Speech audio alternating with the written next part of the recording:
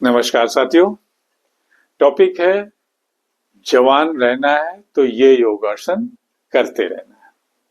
साथियों, जवान और ऊर्जावान रहने के लिए हमें योगासन, नियमित एक्सरसाइज ये सब करते रहना है, क्योंकि इससे हमारा शरीर लचीला होता है, मजबूत होता है, मन की शांति होती है और त्वचा में चमक आती है। तो साथियों, कुछ प्रभावी आसन पे हम बात करेंगे जो आपको करते रहना है।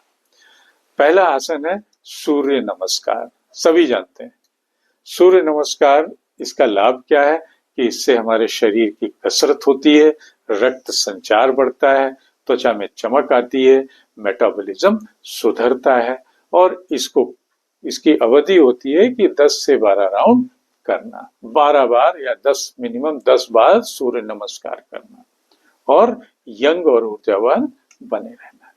दूसरा है भुजंगासन।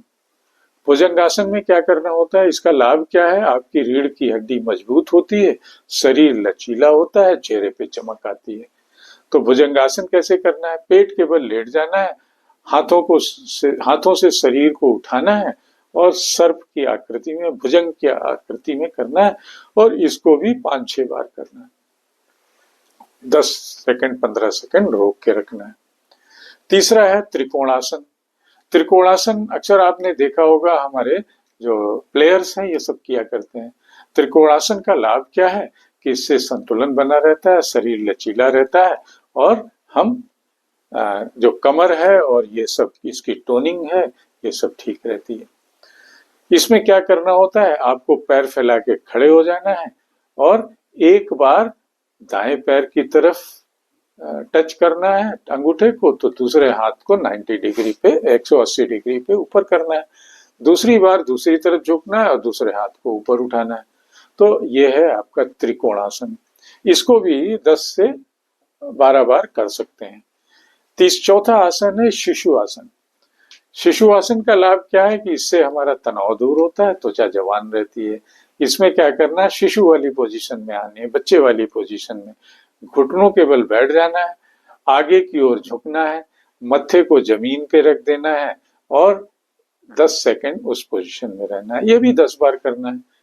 पांचवा आसन है जो स्वस्थ और जवान और ऊर्जावान रहने के लिए, हमेशा यंग रहने के लिए, वो है ताड़ासन। ताड़ासन में लाभ क्या है कि ये शरीर को सीधा और लचीला बनाता है, रक्त संचार सुधारता है। ताड़ासन में क्या करते हैं कि सीधे खड़े हो जाते हैं, हाथों को ऊपर की ओर उठा देते हैं और एड़ियों के बल खड़े होने की कोशिश करते हैं। ये ताड़ासन है। ताड़ासन के साथ में एक और चीज है कि ये सब संतुलन के लिए और सब के लिए बहुत जरूरी होता है। तो इसके अलावा कुछ हल्के योगासन भी करने हैं, जैसे प्राणायाम करना है, अनुलोम विलोम करना है, जल आधारित व्यायाम करने हैं, एक्वाथेरेपी करनी है, स्ट्रेचिंग हल्की फुल्की करते रहनी है। तो ये सब आसन अगर आप करेंगे तो आप सदाबहार जवान ऊर्जावान रहेंगे। लेकिन कुछ सावधानियां इनमें रखनी है। एक तो अपनी उम्र और फिटनेस के हिसाब से एक्सरसाइज का चयन करें। कोई नई एक्सरसाइज, अगर आपको कोई बीमारी है तो कोई नई एक्सरसाइज शुरू करने से पहले अपने डॉक्टर से बात जरूर करें।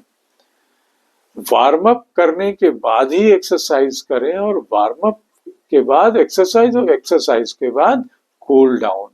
तो कूल डाउन कैसे होता है, शवासन में होता है। वार्म अप एक्सरसाइज कुछ आपकी ब्रीदिंग हो शरीर की।